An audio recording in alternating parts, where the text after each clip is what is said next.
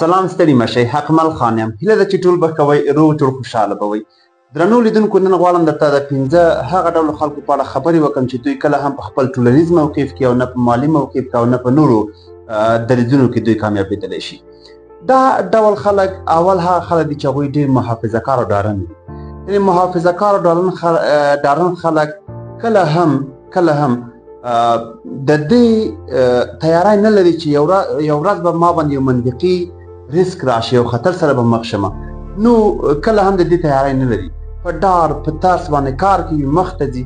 هغوی بیا که چیرې مثال لږ هم زیان وویني یا مثال لږ خطر سره مخ شي یا کومه پیښه وشي، نو دا بیا ډېر زر تسلیمیږي او نشي کامیابېدلی. یو دویم ډول خلک هغه خلک دي چې هغوی خپل مالي انضباط نه لري، یعنې خپلې پیسې په ځای نشي لګولی.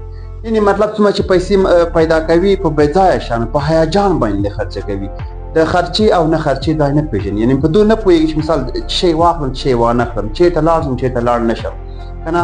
یعنې مثال دوی مالي انضباط نه لري، یعنې کله چې مثال د دوی دغه پیسې له لاسه ورکړي نو دی بیا حق پک پاتې شي اوس څه وکړمه که نه، حیران به شي چې څه وکړم اوس.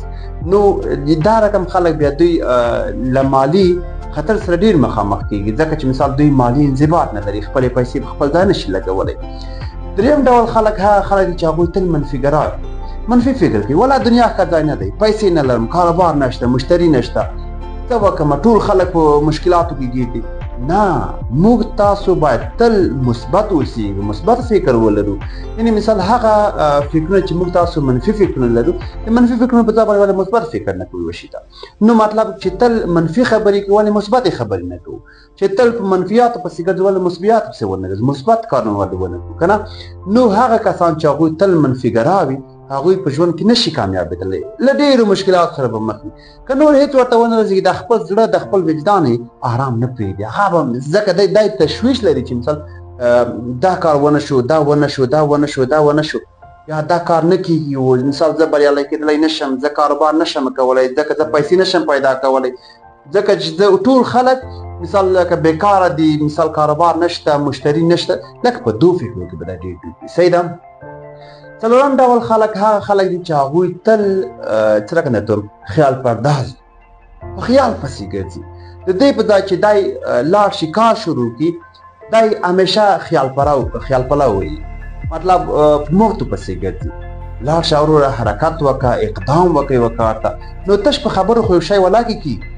یعنې مطلب که څوک تل خیال پرداز وي، خیال پلو وي، هغوی په ژوند کې نشي کامیابېدلی. او پنځمه ډله خلک هغه خلک دي چې هغوی تل دا فکر کوي چې زه په هر شي پوهېږم. یعنې مثال که دا په دې فکر وکړه چې زه دا کار نه زده کوم ځکه دا ما زده دی، دا کتاب نه لولم دا ما لوستی، دا موضوع باندې په دغه موضوع باندې فکر نه کوم ځکه دا موضوع زما زده ده. نه، یعنې موږ تاسو تر آخر د عمره پورې باید د یوه نوي شي په ترلاسه کولو پسې وګرځو. یعنې مطلب په دې پسې ونه ګرځو چې والا دا یې ما زده دی او دا مې نه خوښېږي او دا داسې دی او دا داسې او دا داسې. نه، دا نه.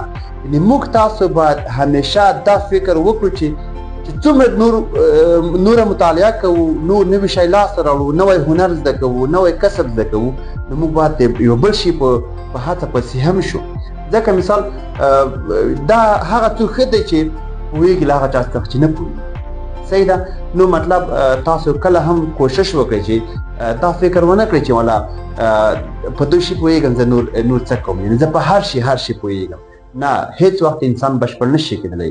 دومره ډېر علوم دي، دومره ډېر علمونه دي، دومره ډېرې پوهې دي چې موږ څومره مطالعه کوو، څومره له ښو خلکو سره اوسېږو، له ښو خلکو سره ناسته پاسته کوو، نو موږ به بریالي وو. ډېره زیاته مننه. کور مې آباد.